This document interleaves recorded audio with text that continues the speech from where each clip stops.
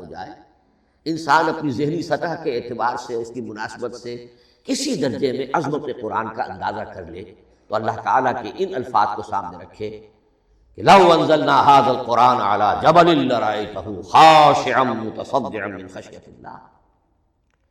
اب اس آیت کو سمجھنے کے لیے سورہ اعراف کی آیت نمبر 143 کو سمجھنا ہوگا، اسی اصول کے تحت کہ القرآن یفسر بعضہ بعضا، قرآن کا ایک حصہ دوسرے حصے کی تشریح کرتا ہے۔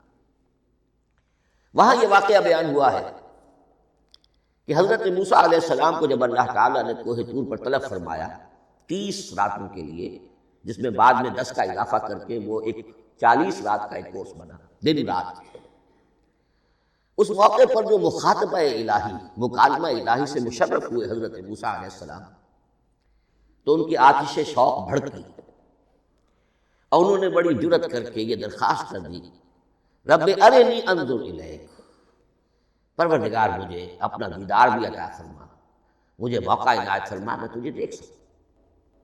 یہ ان کی وہ آتش شوق کا مسئلہ ہے، لیکن جواب کیا ملا؟ لن ترانی، تو مجھے ہرگز نہیں دیکھ سکتے، ولکن انظر الی الجبل فإن استقر مکانہ فسوف ترانی۔ لیکن ظاہر بات ہے کہ حضرت موسیٰ علیہ السلام کو بات سمجھانے کے لیے کچھ مشاہدہ بھی کرانا تھا۔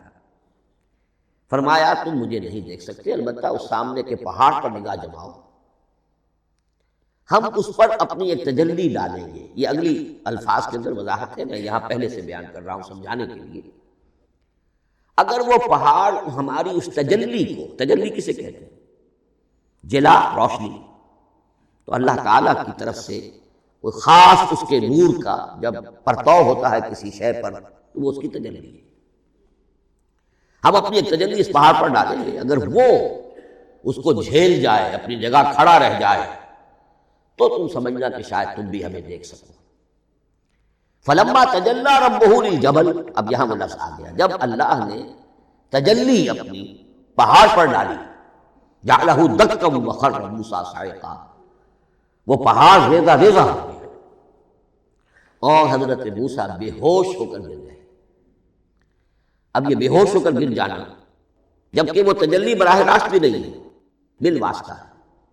مشاہدہ جو کر رہے حضرت موسیٰ وہ بالواسطہ ہے، تجلی پہاڑ پر ہے، لیکن یہ کہ اس کا بھی بالواسطہ اس کا جو ہوا ہے، اس کی جو تاثیر ہوئی حضرت موسیٰ علیہ السلام پر کہ وہ اس کی تاب نہ لا سکے اور بے ہوش ہو کر گر گئے۔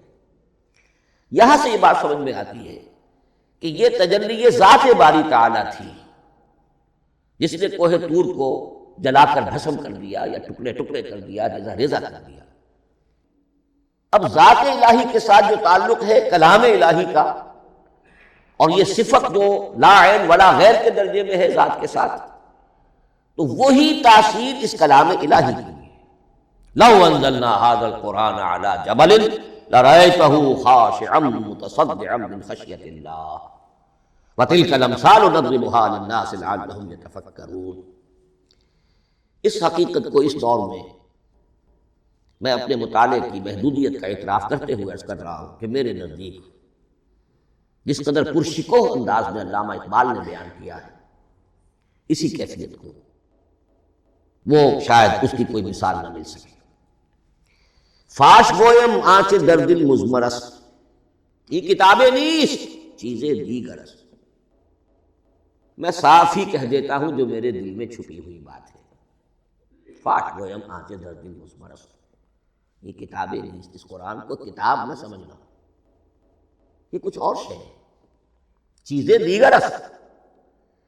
اب وہ چیزیں دیگر کیا ہے؟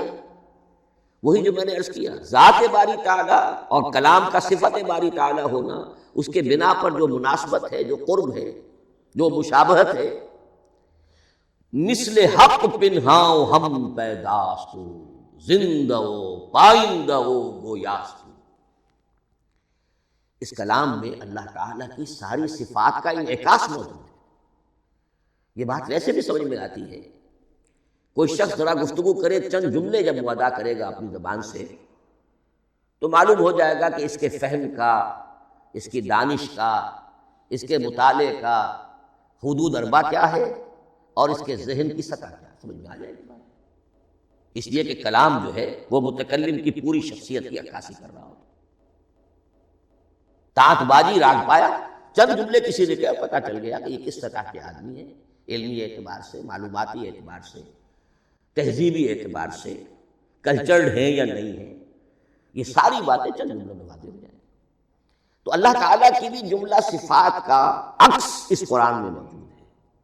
ان میں سے جن چند چیزوں کا ذکر علامہ نے شعر میں کیا، وہ جو سورہ حدید کی آیت ہے، هو الاول والآخر والظاہر والباطن، اللہ الظاہر بھی ہے، الباطن بھی ہے، اتنا ظاہر کہ اس سے زیادہ ظاہر کوئی شے نہیں، اور اتنا باطن کہ اس سے زیادہ چھپی ہوئی کوئی شے نہیں۔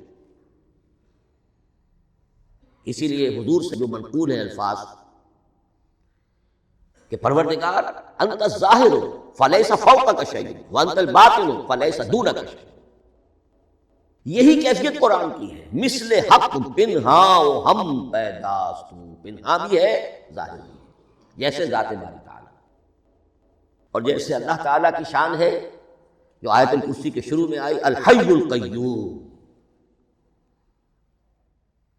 مثل حق پنہاں و ہم پیداستو، زندہ ہو پائندہ ہو گویاستو۔ یہ قرآن جو ہے اللہ تعالیٰ کی صفات کا ایک عکس اپنے اندر رکھتا ہے۔ اس سے ذرا آگے چلیے، کلام کے بارے میں۔ اب کلام الہی ظاہر بات ہے کہ صفت ہے، اور صفت قدیم ہے، اللہ کی صفات حادث نہیں، اللہ کی ذات بھی قدیم ہمیشہ سے، اور اس کی صفات بھی قدیم ہمیشہ سے۔ اور یہ جو کلام الہی ہے، ظاہر بات ہے کہ یہ جو ہماری زبان کے حروف و اصوات ہیں، کلام الہی تو ان سے منزہ ہے، مبرہ ہے، ماورا ہے، اعلیٰ ہے، عرفہ ہے۔ ہماری زبانوں کے حروف و اصوات، الفابیٹس جگہ جگہ تبدیل ہو جائیں گے، انگریزی کے کچھ اور ہیں، اردو کے کچھ اور ہیں، عربی کے کچھ اور ہیں۔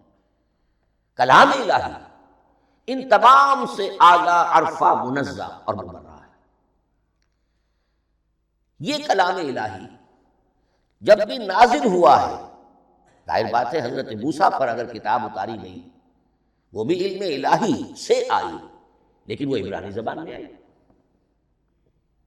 حضرت عیسیٰ علیہ السلام پر انجیل اتاری گئی، ہم یقین سے نہیں کہہ سکتے، دو میں سے کسی ایک زبان میں اتاری گئی ہوگی، یا عبرانی ہوگی، اس لیے کہ شام کے جس علاقے میں، فلسطین کے جس علاقے میں ان کی پیدائش ہوئی، اور جہاں وہ دعوت و تبلیغ کے لیے گھومتے رہے، اس کے عوام کی زبان تھی آرامی، اور خواص کی زبان تھی عبرانی، ہیبریو۔ تو یا تو وہ بھی تورات کی طرح عبرانی ہی میں نازل ہوئی تھی، یا آرامی میں ہوگی، لیکن اب کوئی نسخہ نہ ہیبریو کا، کوئی قدیم نسخہ دنیا میں موجود ہے، نہ آرامی کا۔ جو سب سے پرانا نسخہ ملتا ہے انجیل کا، وہ